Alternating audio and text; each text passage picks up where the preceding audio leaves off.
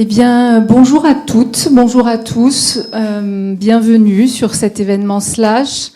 Nous sommes extrêmement heureux de vous annoncer, d'annoncer l'ouverture de cette deuxième édition de l'événement Slash. C'est un événement, comme vous le savez, qui est dédié aux slasheurs et c'est finalement le seul événement en France qui existe pour l'instant à ce jour. Donc on espère que ça inspirera de nombreux événements. En tout cas, on est très heureux de l'animer, de le coproduire avec le salon SME. Donc je vais commencer par le commencement, déjà par vous repréciser la définition d'un slasher.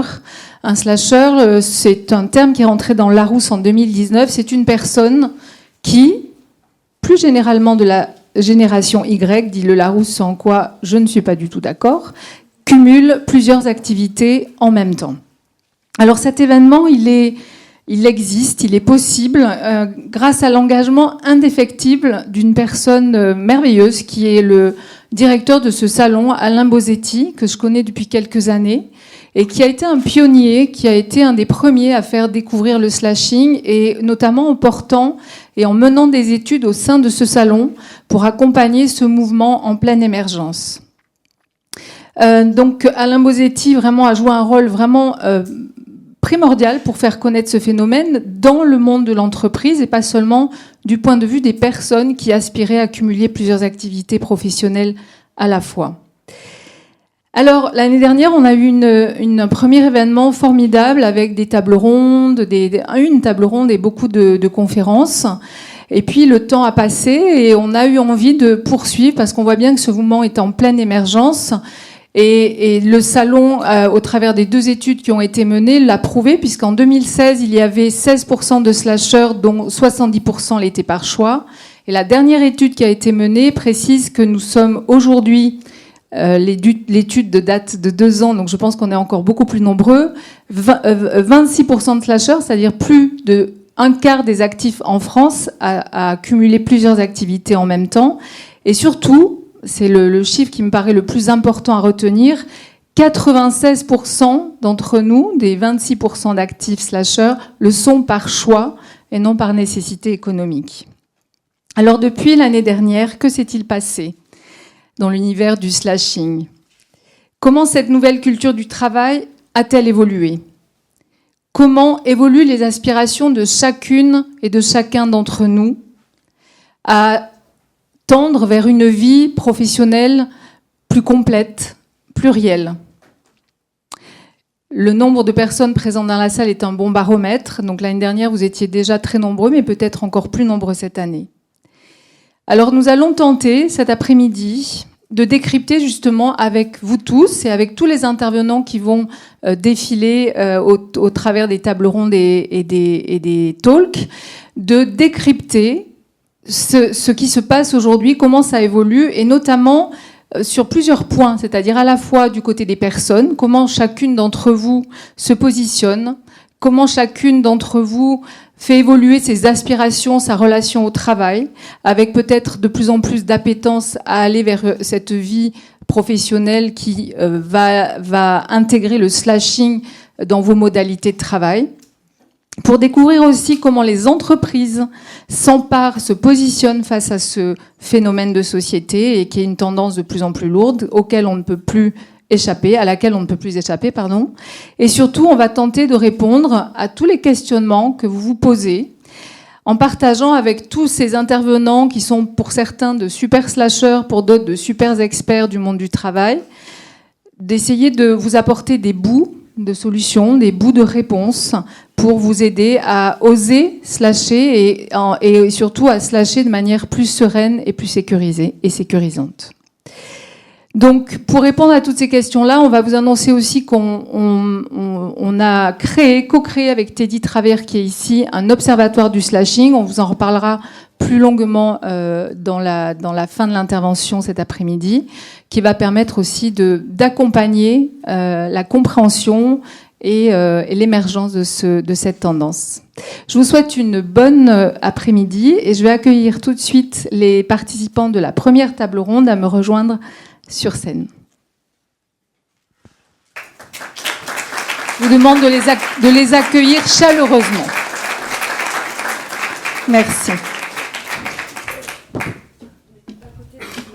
Je vais mettre les bords comme ça, c'est...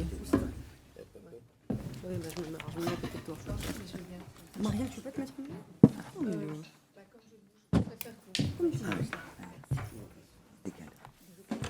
on se décale.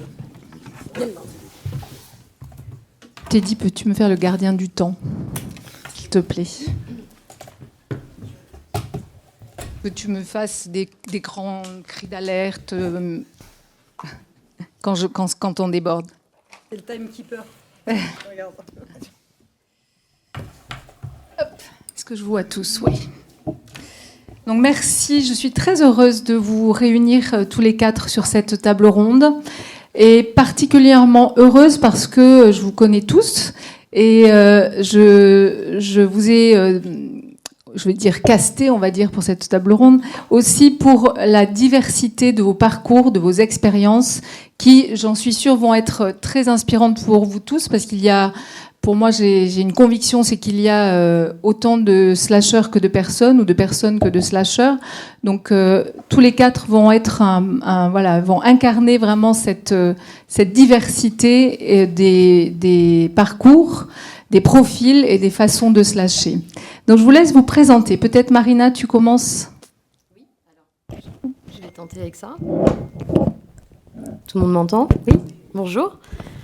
Alors moi, je vais me présenter de façon traditionnelle. Je suis une femme mariée avec 2 enfants et de façon très officielle en poste en CDI en tant que directrice commerciale dans une maison d'édition et de presse pour enfants et également chef d'entreprise puisque j'ai créé ma société. Je suis également architecte d'intérieur et 3 petits points, je dirais. Voilà, parce que c'est ce qui nous intéresse aujourd'hui. Donc c'est vraiment le côté et pas que.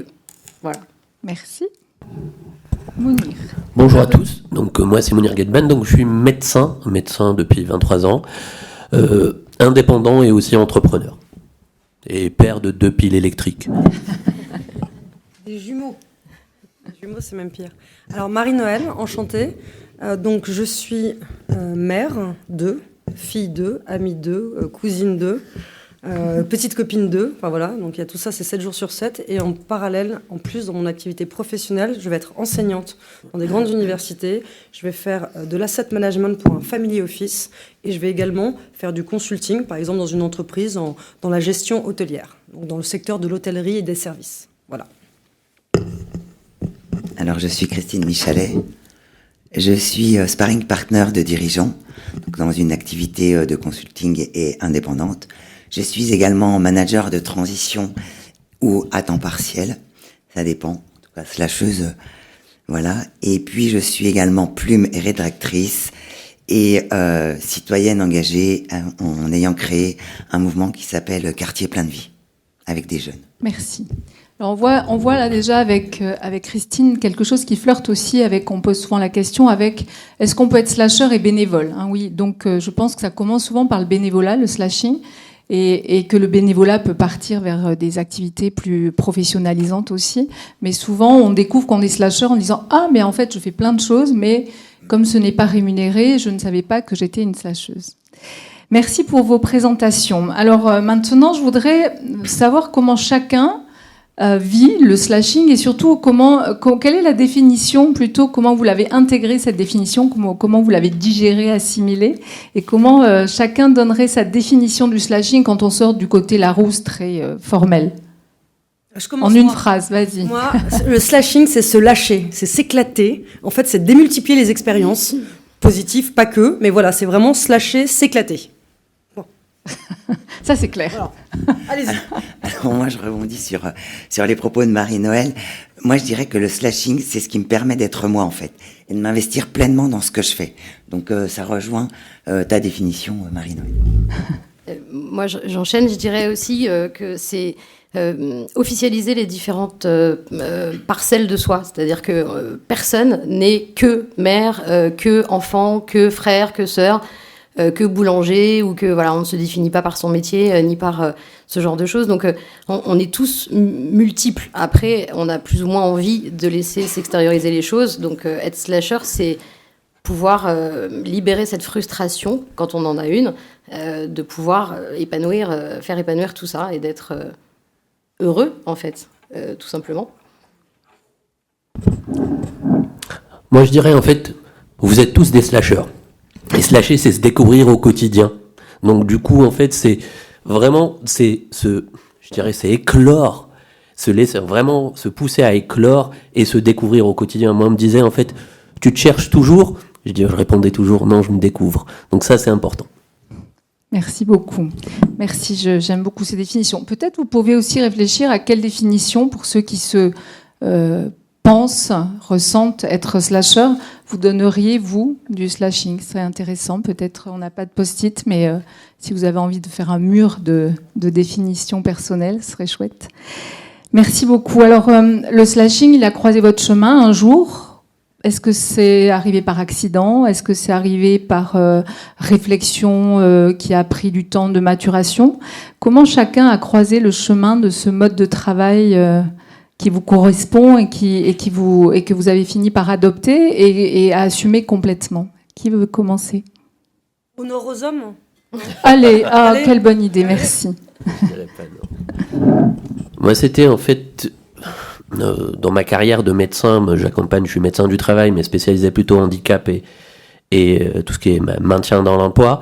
C'était vraiment un fil conducteur par rapport à toute la vulnérabilité que j'avais en face de moi et la recherche de solutions. Donc, ce qui m'a amené en fait d'aller d'une posture en fait de celui qui traite la maladie, en fait la souffrance, la question de la santé, de la vulnérabilité, à celui qui se transforme en fait en approche solution dans un écosystème en toile d'araignée pour le salarié qui à un moment T souffre d'une maladie ou d'une vulnérabilité. Et donc du coup, comment amener tous ces acteurs pour mieux l'accompagner au quotidien. Donc je suis passé de la question en fait de médecin à entrepreneur, parce que ça m'a poussé, avant d'être entrepreneur, à formateur, donc un statut d'indépendant, pour aller partager les bonnes pratiques avec mes pairs dans un premier temps. Et je voyais un petit peu les limites du partage, parce qu'il faut pousser à l'action. On apporte de la connaissance, du savoir-faire, mais pour passer à l'application, il fallait en fait aussi passer à un cap qui était l'entrepreneuriat. Et l'entrepreneuriat l'a bien rendu de l'autre côté, parce que j'ai appris beaucoup de choses qui m'ont permis aussi de nourrir cette approche-là dans la partie salariat. Donc vraiment, c'était en fait ma vocation d'aider les autres qui m'a poussé déjà à être curieux et pour pouvoir déjà m'accomplir au quotidien. Donc c'est plutôt des slash, vous entendez ? Ce sont plutôt des slash pour toi, Mounir, qui sont en lien avec ton cœur de métier, mais est-ce que tu as d'autres activités qui sont plus éloignées de la médecine ? Ah oui, donc du coup sur la partie plutôt en fait, sur la partie, je dirais entrepreneuriat, parce que j'entreprends dans le numérique, donc c'est autre chose en fait, c'est comment le numérique peut être facilitateur au quotidien. Donc du coup, j'ai pris le risque d'entreprendre dans le numérique et ça m'a permis aussi de toucher un petit peu à tout ce qui est communication, marketing, tout ce que je n'imaginais pas quand j'ai fait mes 11 ans de médecine. Donc du coup, ça m'a permis de m'ouvrir et ça m'a aussi poussé à m'engager dans le secteur associatif, ce que j'ai pas dit parce que je suis trésorier, membre d'un conseil d'administration d'une association. Donc grâce à laquelle qui nous a permis de nous rencontrer. Oui. Et c'est grâce en fait à une conférence en fait de Marielle que j'ai découvert le 8 février 2024 que j'étais slasher. Merci Mounir. Qui enchaîne ? Comment le slashing vous a rencontré ou comment vous l'avez-vous rencontré ? Je peux enchaîner. Alors moi, je crois que j'ai un peu comme tout le monde slashé sans le savoir longtemps. Mais j'ai essayé de m'en défaire parce que tout le monde me disait que c'était une vilaine chose. Parce qu'on me disait plutôt que j'étais compétente dans rien et moi je pensais que je savais faire plein de choses. Donc j'ai essayé de me spécialiser. La norme voulait ça et je vous fais grâce de toutes ces années et puis donc j'ai été salariée, etc. Et puis je sentais un étouffement à un moment donné. Donc j'ai commencé à chercher des réponses à gauche, à droite et puis j'ai écouté des podcasts. Et je suis tombée sur Marielle qui expliquait le phénomène de slasher, de slashing. Et j'ai trouvé ça dingue. Et puis j'ai acheté son premier livre. Et un matin, en allant à mon travail, comme tous les matins, j'ai pris mon petit café avec ce livre. Et une personne est venue me voir en me disant « Excusez-moi de vous déranger, mais j'ai vu que vous lisiez ce livre. J'aimerais bien avoir votre opinion parce que c'est moi qui l'ai écrit. » Et du coup, Ça ne s'invente pas. c'est quand même une histoire assez incroyable. Il y a des moments dans la vie, il fallait que ça arrive. Et donc, on a beaucoup échangé avec Marielle. Moi, ça a changé ma vie, clairement. Et à partir de là, j'ai essayé de poser, je pense, pour la première fois réellement les choses. J'ai arrêté d'écouter aussi les gens malveillants ou qui pensent tout savoir, qui pensent qu'on est tous comme eux. Et puis, j'ai commencé à m'entourer de gens comme Marielle qui ont d'autres prismes. Et du coup, à m'écouter moi, plus. Et du coup, je me suis dit qu'en fait, c'était peut-être possible. Je me voyais pas du tout entrepreneuse, donc j'essayais de trouver plein de solutions. Là encore, je vous fais grâce de toutes les années qui ont suivi. Mais à un moment donné, il y a des mécanismes qui se mettent en place et on comprend qu'on est, on n'est pas voué à une seule tâche. On peut être voué à plein de choses. Et en ce qui me concerne, j'ai pas abandonné mon travail. J'ai essayé de comprendre, parce que je l'aimais toujours, et j'ai essayé de comprendre comment je pouvais le garder tout en faisant autre chose. Et du coup, alors j'ai la chance d'avoir des patrons qui ont accepté ça aussi, mais du coup, je suis restée salariée à plein temps dans mon entreprise. J'ai le plaisir toujours de travailler pour cette société que j'adore. Souvent, on parle de recherche de sens. Moi, j'avais ce sens-là dans ce que je fais. Je fais des choses magnifiques pour les enfants, donc ça me portait, mais je trouvais pas... Il y avait quelque chose qui me manquait, et voilà, j'étais un peu asphyxiée. En montant mon entreprise, donc dans rien à voir dans l'architecture, je me suis retrouvée au bas de l'échelle en me disant comment je vais faire pour trouver des clients, tout simplement. Quand on change de métier, de secteur, on repart à zéro. Et en fait, c'est là qu'on se rend compte que être slasher, c'est reprendre à nouveau tout ce qu'on a picoré tout au long de notre vie. Et en fait, tout va nous servir. Donc, on repart pas à zéro. Et il y a des vases communicants, il faut savoir se servir des choses et faire des ponts. Et en fait, aujourd'hui, je fais plein de choses différentes, avec des statuts différents. Et ça matche très bien, et même avec la vie de famille, etc. Ça marche. Tu nous spoil les prochaines questions. Pardon. Mais voilà comment je suis tombée dans la révélation du slashing. Et en fait, ça peut vous tomber dessus. Mais si vous êtes là, je pense que c'est que vous avez déjà des prémices de questions et que c'est déjà le début de quelque chose, quoi. Merci beaucoup. Alors là, on parle de comment ça a croisé votre chemin. Après, on va parler de comment vous avez slashé. D'accord. Alors moi, ça a croisé mon chemin par hasard. En fait, j'ai arrêté pour la première fois de travailler parce que l'expérience de DRH à 100% dans une grosse entreprise, voilà, ça me parlait plus. Et puis j'ai commencé à faire ce que je voulais, ce que j'aimais, peut-être ce qui était à l'intérieur de moi depuis plusieurs années. Et j'ai fait une rencontre complètement inopinée. Et là, on m'a demandé de coécrire un livre. Et donc d'être plume de quelqu'un qu'en fait j'ai coaché. Et je l'ai fait volontiers, comme ça, bénévolement. Et je me suis dit, mais en fait, cette personne, c'est un dirigeant. Et j'œuvre à côté du dirigeant. Mais en fait, j'ai aucun statut, j'ai rien. Et je sais pas comment me faire rétribuer cette activité auquel j'avais pris beaucoup de plaisir, puisque de tout temps, j'aime écrire. Et donc là, j'ai décidé de créer mon entreprise et d'acter fermement le slashing. Mais en fait, j'y avais pas réfléchi, il n'y avait pas de stratégie. Et je dirais même que c'est maintenant que je réfléchis plus, que je trouve des fils rouges, et finalement que ça s'est éclairé en marchant, en fait. Au début, je me suis dit, c'est un peu bizarre, tu vas n'importe où, et maintenant, je trouve un fil rouge. Et on dirait que je force le trait. C'est-à-dire que maintenant, mon précédent métier de DRH, j'envisage et je le fais de manière complètement différente. Et j'assume cet état d'esprit et ce fil rouge qui est de justement permettre l'expression de tous les talents et d'œuvrer avec les dirigeants. Et donc, du coup, je tisse ce fil et je pratique soit en management de transition, en consulting et autres, mais de façon très différente. Et j'ai aussi choisi de le mettre au service du bénévolat. Et là aussi, je trouve que c'est en lien, en créant ce mouvement quartier plein de vie, avec plus spécialement les jeunes des quartiers ou des banlieues défavorisées. Et donc, là aussi, je suis vraiment pleinement heureuse. Et le fait de faire ça, je dirais que ça m'a enrichi, Ça m'a permis Alors, de... tu spoil encore les questions. Ah bon, d'accord, alors j'arrête. Vas-y, Marie-Noël. Avec mes excuses. Oui, alors je rebondis parce qu'on voit que ça croise par accident, par nécessité, par besoin de sens, par besoin de diversifier sa vie professionnelle. Et pour toi... Moi, c'est académique. En fait, en 2019, je vais à l'ESSEC. Je fais un exécutif programme payé par mon employeur de l'époque. Donc, c'était de l'innovation dans le secteur des services et donc des ressources humaines. Et donc là, dans les différents sujets, avec mon groupe, donc on devait présenter un groupe, il y avait le slashing qui est apparu. Et c'était une évidence. Et on est sorti major de promo à l'ESSEC. On pouvait incuber à l'ESSEC avec le projet, le corporate slashing, qui s'adressait aux talents, aux grands cadres des entreprises. Voilà. Et c'est d'ailleurs comme ça qu'on sait aussi par cette... C'est là où je t'ai contacté. Voilà. Exactement. Merci à vous. Alors, on a vu comment ça s'est invité dans votre vie.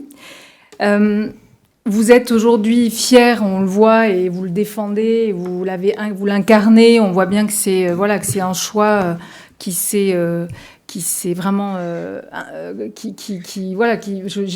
après on ne répond de rien dans la vie, mais je doute qu'un jour vous reveniez à une mono-activité, mais sans doute que ça n'a pas toujours été simple. Mais moi, ce qui m'intéresse, parce qu'on rencontre tous sur nos chemins, tu disais, des gens mal intentionnés. Alors moi, j'ai rencontré des gens très bien intentionnés qui vraiment pensaient bien faire, en me disant mais deviens spécialiste, on ne comprend pas du tout ce que tu fais. Mais voilà, qui m'ont empêché aussi de me déployer ou aider, puisqu'à un moment j'ai dit ça suffit, je décide de me déployer dans toutes mes dimensions. Mais est-ce qu'aujourd'hui, qu'est-ce que vous pourriez faire passer comme message par rapport à justement ces empêcheurs, ces gens qui, bien ou mal intentionnés, peu importe, mais en tout cas par rapport à la norme du travail qui nous impose encore de devenir des mono-experts centrés sur une mono-activité. Est-ce que vous en rencontrez encore? Comment vous palliez à ça? Qu'est-ce que vous leur répondez? Comment on peut aider les personnes qui sont là, qui peut-être n'osent pas franchir le pas, pour leur donner des clés pour se positionner peut-être plus facilement?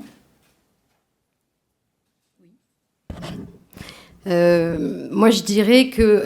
alors, tu as raison, c'est pas des Comment gens... vous avez dépassé ces freins, Je reviens, c'est effectivement les gens mal intentionnés, c'est plutôt des gens bien intentionnés, attention, sinon on les reconnaîtrait tout de suite, mais qui, au final, viennent brouiller, en fait, vos messages.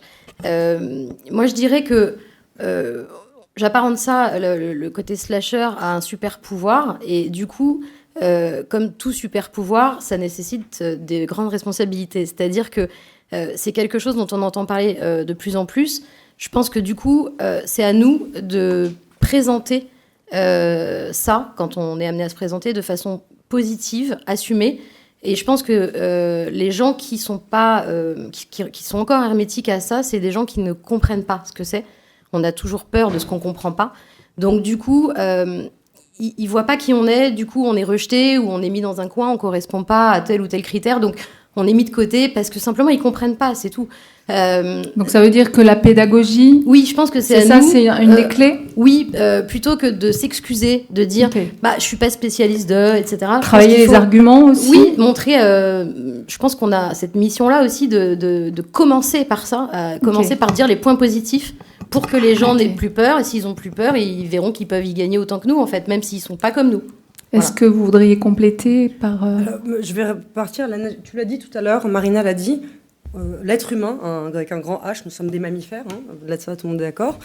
En fait, de façon anthropologique, on est poly, multi-pluri, tu l'as dit tout à l'heure. On est polyglotte, polygame, multiculturel, multitasking, multinational, enfin voilà. Par nature, un enfant, on regarde un enfant est curieux, touche à tout. D'où, il y a marqué que quand on grandit, on se projette dans une vie, une expertise, un métier. Et en fait, voilà, on commence à grandir et on a des freins qui arrivent par la vie, l'éducation, etc. Donc en fait, on revient à notre état naturel de curiosité. Et en fait, il y a des personnalités qui, on va dire, correspondent plus à des slashers, des gens plutôt très curieux. Moi, dans mon travail, contrairement à toi, à un moment, j'apprenais plus. Donc j'étais dans les opérations internationales, je m'éclatais. Au bout de 15 ans dans le même boîte, on touchait un peu à tout. J'ai eu la chance de toucher un peu à tout, mais je n'apprenais plus. Et donc là, je fais la transition. Ça fait le lien avec l'éducation. Exactement.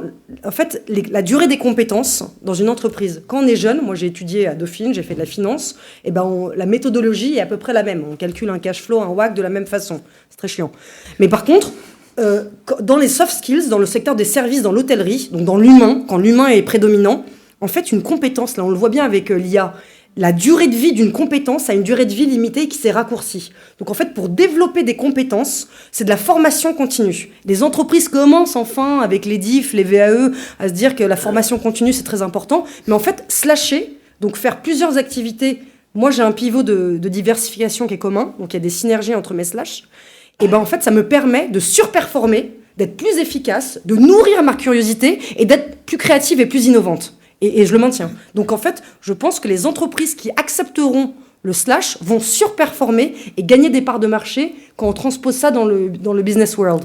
Et inversement, les entreprises qui vont louper le virage du slash vont perdre des parts de marché et sous-performer. On va créer un parti du slash. Yes. Et tu vas le diriger. Merci. Qui veut rebondir ? Moi, je vais enchaîner un petit peu sur un modèle un petit peu sociologique. Aujourd'hui, on recrute des personnes sur une fiche de poste pour exécuter des tâches. Ça nous rappelle dans les années 70, Monsieur Taylor, dans l'industrie, qui considérait l'homme comme une machine, on-off, système binaire. Alors qu'aujourd'hui, en fait, il faut recruter des talents et des personnes, des talents, quelle que soit la CSP, la catégorie socio-professionnelle. Un agent d'entretien, il a des compétences, des savoir-faire, qui à un moment T, c'est lui qui exécute et réalise le travail. Si j'ai envie, en fait, de faire évoluer les choses, je le questionne lui. Je ne questionne pas en fait l'ingénieur méthode ou autre personne. Donc aujourd'hui, il faut avoir une vision, sortir en fait d'une d'organisation normative, la norme, à des organisations, je dirais en fait plus ouvertes et plus inclusives, dans le sens où aujourd'hui, on a du potentiel, on a des richesses humaines. Comment ces richesses humaines aujourd'hui, on peut les faire? Aujourd'hui, on va déjà chercher le fond de ces compétences. Qu'est-ce que tu sais faire et qu'est-ce que tu veux faire? Moi, j'aurais bien aimé avoir une DRH qui me pose cette question-là, mais on la pose pas. Mais même un instituteur ou un prof. À part toi. Mais c'est le modèle normatif, on la pose pas. CV, lettre de motivation. Donc du coup, aujourd'hui, on a des talents. En chaque humain, il y a du talent. Et moi, en fait, je l'explore en face de la vulnérabilité quand j'accompagne des personnes qui ont un souci de santé, basse CSP, qui me dit, docteur, moi je sais que faire en fait de la préparation de commandes. Et on va aller chercher le potentiel en elle-même. C'est comme le diamant et l'or. Si vous n'allez pas forer, vous ne trouverez rien. Et donc du coup, on est dans un moment crucial du changement après Covid, où il faut voir aujourd'hui les compétences et l'humain autrement. Merci Mounir. Tu veux rebondir peut-être sur les questions de droit de travail en une phrase, Christine? Oui, alors déjà, je m'insurge vertement. Il y a des DRH quand même qui regardent par-delà. C'est vrai qu'il y a aussi les contingences parfois de l'organisation et de toute la mouvance que ça entraîne. Mais c'est vrai que le droit du travail et les contraintes qu'il impose ne favorisent pas non plus le slashing par rapport à la durée, au fait que c'est un contrat écrit, le temps partiel, etc. Et ça a été fait avec les meilleures intentions du monde, sauf que à certains moments, c'est bloquant de façon très pragmatique. Ça peut être un frein. Donc là, c'est tout un travail à faire. Tout est à inventer, en effet. C'est ça. Il y a des nouveaux statuts à imaginer, des nouveaux contrats de travail. Et je pense, pour revenir par rapport aux dirigeants et aux arguments qu'on peut donner, c'est que c'est vrai que des gens qui sont motivés, on dit que c'est à peu près plus 23% d'efficience. Donc aujourd'hui, quand on est dans ce monde d'efficience et d'efficacité qui nous est demandé, eh bien c'est un point aussi à soulever. Et c'est vraiment un point à creuser. Ça mérite. Ah oui, c'est un vrai sujet. Merci beaucoup. Alors, on va rentrer dans le concret petit à petit. Vous avez déjà abordé des petites choses tout à l'heure en vous présentant, mais comment vous, aujourd'hui, organisez-vous de manière très, justement, opérationnelle vos vies de slasher? Parce que si on en revient au contrat, au statut, c'est souvent l'épine dans la chaussure du slasher. Donc, moi, je connais des slashers qui ont quatre statuts différents: salariés, indépendants, intermittent du spectacle, et à la Maison des Artistes, ça commence à faire beaucoup. Et donc après, quand arrive la fiche d'imposition, quand arrive le moment de mettre tout ça en ordre, parfois on flirte avec la légalité, pensant bien faire. Donc, comment vous faites-vous? Alors, on va essayer d'être très pragmatique, peut-être un mot pour chacun, à la fois sur vos statuts, à la fois sur comment vous gérez votre image comment vous osez, comment vous présentez pour qu'on comprenne qui vous êtes au travers de vos différentes activités. Qu'est-ce qu'on a, voilà. Donc c'est toutes ces la com, voilà. Comment vous gérez tout ça, comment vous jonglez avec différents statuts, différents métiers, différentes images aussi à harmoniser. Voilà, essayer d'être peut-être voilà sur ces 3 points, statut, image, organisation, parce que c'est aussi un sujet. Alors, on va peut-être le balayer assez rapidement parce qu'on parle souvent de la gestion du temps pour les slasheurs. En réalité, un avocat qui a 15 dossiers à gérer en même temps, c'est un peu comme un slasher qui a 3 activités différentes à gérer en même temps. Donc après, ça, c'est vraiment, c'est un sujet auquel on peut trouver très vite des réponses. Mais alors, on va faire le statut. Rétro-planning, il faut être organisé. C'est-à-dire qu'il faut être curieux et organisé pour être slasher, sinon on peut vite se noyer. SASU, donc une entreprise, vous créez une société que vous voulez, et ensuite vous pouvez facturer. Moi, je vais facturer. Ça, c'est ton cas. Dans toi, mon tu as une cas, SASU. Donc, tu m'as dit SASU, entreprise, et je facture les universités, je vais facturer en conseil, je vais facturer l'asset management. Donc, il faut avoir une entité juridique pour pouvoir facturer, c'est sûr. Et ensuite, l'image, en fait, moi, dans mes slash, j'ai des synergies. C'est-à-dire que d'être professeur dans l'hôtellerie ou dans le management, nous, dans l'hôtellerie, on veut embaucher des talents, donc je fais matcher. Et aussi, l'asset management, l'hôtellerie, il y a la partie immobilière qui est un pivot commun, et c'est du networking. Donc après, j'ai une carrière avant. Attention, le slashing, c'est pour tout le monde. On peut avoir 0 diplôme, jamais étudié, autodidacte. On peut slasher à partir du moment où on est curieux. Mais dans mon cas, j'ai un networking, j'ai une expérience pendant un certain nombre d'années qui fait que je prospecte pas énormément. Okay. J'avoue que j'ai plutôt tendance à dire non, et il faut justement ne pas se faire noyer et bien gérer son agenda. C'est ça le piège. Merci beaucoup. Alors, Marina, il nous reste 10 minutes. Alors, moi, dans mon cas, je suis donc salariée et en SASU aussi. Moi, j'étais auto-entrepreneuse au départ, j'ai changé après, pour plein de raisons. Donc, il y a plein de statuts qui existent. Je pense qu'il faut trouver celui qui vous correspond. Après, l'agenda, l'emploi du temps. Bon, après, quand on est slasher, a priori, on aime bien passer d'un truc à un autre et pas être une semaine sur une seule et même tâche. Donc, a priori, ça pose pas de souci. Mais ça demande effectivement un peu d'adaptation. Plus on rajoute d'éléments, plus voilà, ça devient un puzzle.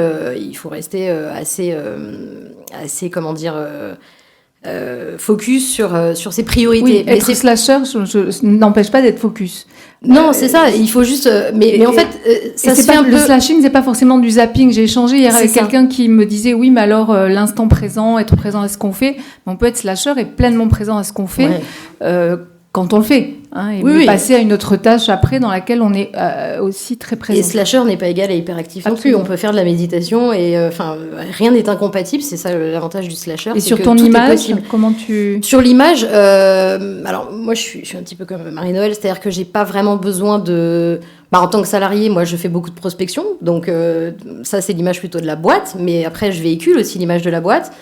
Puisque tous mes clients sont des gens qui peuvent avoir besoin de travaux, donc voilà. Et donc ça s'est déjà produit. Oui, et mes clients pour lesquels je fais des travaux ont des enfants, donc bref, les vases communicants, c'est ce qu'on disait, on n'est jamais qu'un truc, donc tout ça matche très bien. Maintenant, oui, pour le côté, pour ma boîte à moi, je ne cherche pas parce que là, je suis d'accord aussi. Il faut savoir dire non. Il faut savoir prendre les choses avec envie et ne pas pousser les choses à l'extrême. Et quand on sent que ça devient peut-être quelque chose qui devient déplaisant, il faut changer. Donc, du coup, cet équilibre-là est important. Donc, je parlerai plus d'équilibrer les choses plutôt que de... Voilà, l'organisation, après, elle est propre à chacun. Moi, je connais des gens très, très bordéliques qui s'en sortent très, très bien aussi. Donc, vraiment, il faut que ça corresponde à ce qu'on est. Merci. Je vais laisser la parole à tout le monde avant de boucler. Marina savait que j'étais bordélique, c'est pour cela qu'elle m'a dit. Non, je plaisante. Moi, je suis salarié, SASU et SASU, non, SAS, parce qu'on est 2 sur l'entreprise et indépendant sur la partie formation. Le statut juridique, peu importe. Le plus important, c'est si vous avez envie d'y aller, allez-y, d'accord. Ça, c'est un élément très important. La gestion du temps est un élément très, très important. Et ça nous permet un petit peu de savoir aussi, parce que des fois, je me dis, je suis quadripolaire. Et donc, du coup, il faut vraiment savoir gérer ses priorités. et de pouvoir caser en fait ces différentes activités. Ça, c'est un élément important.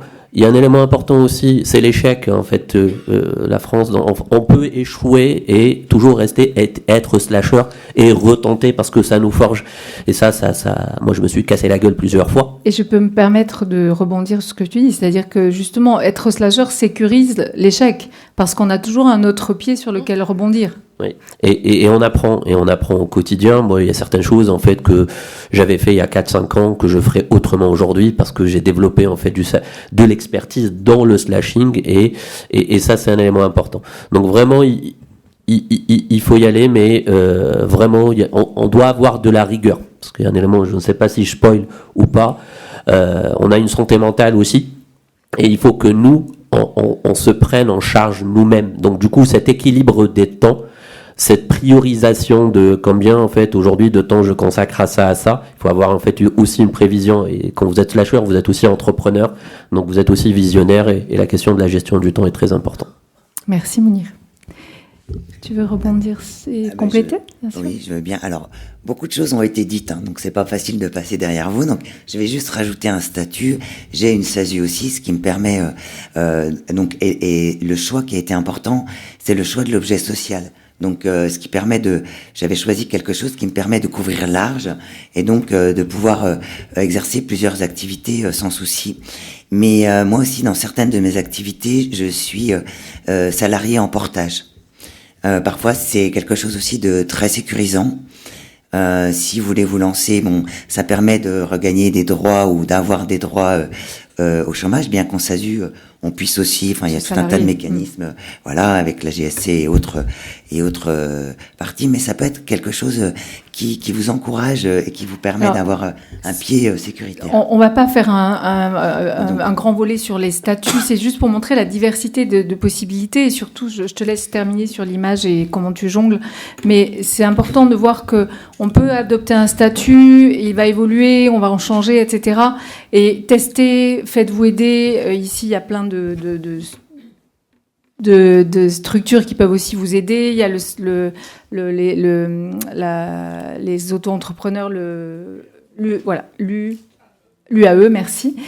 Donc allez les voir et puis on rebondit, on change. Alors je veux bien que on a 5 minutes pour boucler. Je veux bien que tu nous dises comment tu jongles et après on va boucler avec un petit conseil pour toutes les personnes qui sont là. Et alors, ce que je voulais ajouter peut-être, c'est que parfois on se rend pas compte, mais le fait qu'on fasse du slashing dans différents domaines, un domaine peut nous servir à valoriser un autre ou à nous donner de la crédibilité dans un autre domaine. Par exemple, moi, mon activité aujourd'hui, encore bénévole avec les jeunes dans le mouvement Quartier Plein de Vie, le fait que j'ai été DRH pendant longtemps, que je sois aujourd'hui encore à la fois proche de l'entreprise en ayant un pied dedans, eh bien fait que ça apporte une certaine crédibilité en tant qu'interlocutrice. Donc je pense que aussi nos domaines de slashing peuvent s'enrichir et se servir, on va dire, les uns des autres. Élément essentiel. Voilà. Vraiment fondamental. J'entends ça tout le temps. Hein. Je suis agent immobilier et coach sportif. Je trouve du business dans les deux. Ce sont des vases communicants. Hein. En coachant quelqu'un, il va me dire qu'il a son appartement à vendre et quand je fais visiter un appartement à acheter ou à vendre, je peux aussi dire que je suis coach sportif et gagner un client en coaching sportif. Donc ça, c'est vraiment un point essentiel. Et par les temps qui courent, hein, dans ce contexte on va dire économique tendu, finalement, l'expertise, elle est remise aussi en question et la possibilité d'avoir plusieurs cordes à son arc peut être aujourd'hui perçue davantage, depuis le Covid d'ailleurs, comme un réel atout de sécurité économique. Alors, pour finir, il nous reste 5 minutes. J'aimerais que vous boucliez avec un mot qui définit la valeur ajoutée que le slashing vous apporte. Et un mot, une recommandation, un conseil que vous adressez aux personnes qui peut-être sont encore en hésitation ou n'assument pas complètement cette multi-activité en regard de la société, de proches, etc.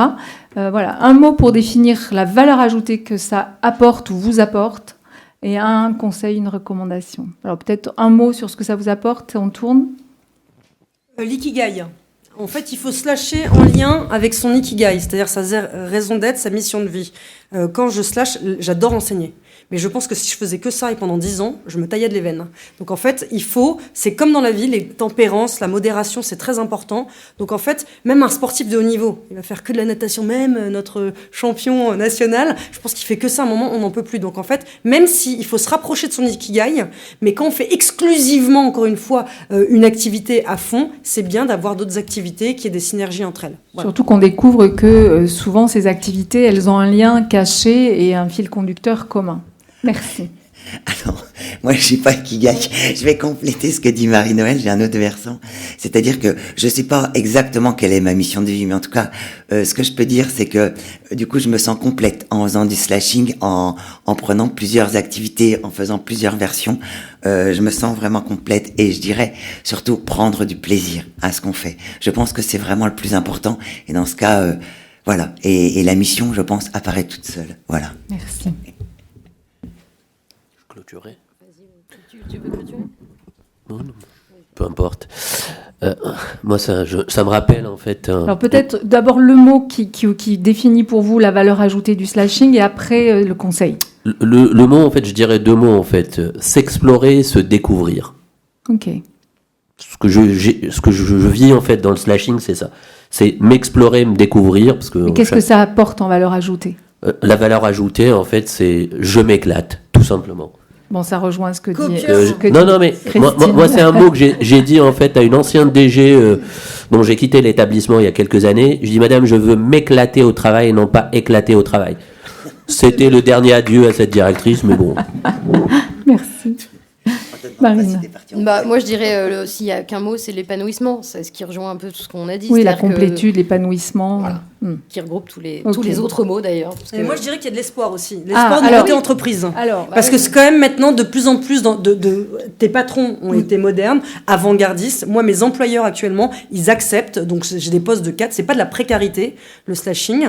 Et donc, c'est pas des gig jobs où c'est vraiment pour arrondir les fins. Un mot, un conseil pour tout le monde. Voilà. Donc, il y a des entreprises qui ont ouvert leur chakra et qui arrivent à t'embaucher à 2-3 jours par semaine. Et il y a même des DRH qui sont slasheuses. Alors, de l'espoir. De l'espoir. Mais concrètement, quels conseils, recommandations pour être fier et intégrer ce mode de travail, s'il vous correspond, évidemment, parce que on l'a dit, ça ne correspond pas forcément à tout le monde. Il faut que ça fasse sens pour vous. Il faut tester. Tester. Il faut tester, qu'on soit salarié ou pas. Moi, je sais que c'est un mot, Marielle, je sais, mais dans ma boîte, par exemple, ils font un truc qui s'appelle nos collègues ont du talent. Je trouve ça génial, c'est-à-dire que a priori, il y a un comptable, un responsable de FAB. Il faut communiquer, voilà. Il faut le faire savoir, tout le monde dire. Non, mais tout le monde a des talents et on découvre que tout le monde sait faire des tas de choses en fait. Donc il faut tester ce genre de choses et seul aussi. Moi, je dirais oser dire qui on est. Ok, merci. Mounir ? Moi, je lancerai un message en fait aux entreprises à intégrer le slashing dans vos organisations. Vous avez un potentiel de malade chez vos salariés, donc vraiment allez explorer ces richesses-là. N'allez pas les chercher ailleurs, vous les avez dedans. Merci beaucoup. Merci à tous les 4. Donc c'est frustrant comme toujours une table ronde parce qu'on aurait envie de prendre le temps d'aller encore plus loin. Ils sont là. Vous pouvez prendre le temps aussi d'échanger avec eux pour ceux qui restent un peu avec nous un peu plus tard entre les conférences. Et on aura un temps de pause après la 4e conférence. Donc vous êtes évidemment les bienvenus. Il y a 4 conférences qui vont suivre. Un moment de networking aussi avant de boucler les portes du salon pour vous, ici. Enfin, dans la salle juste à côté, pardon. Merci à vous 4. Vraiment, c'était extrêmement riche. Allez regarder leur profil, parlez avec eux sur les réseaux. Voilà, j'espère que ça vous a apporté des petits bouts de réponses qui vous aideront à faire des petits pas vers ce mode de travail s'il vous correspond. Merci beaucoup. Merci.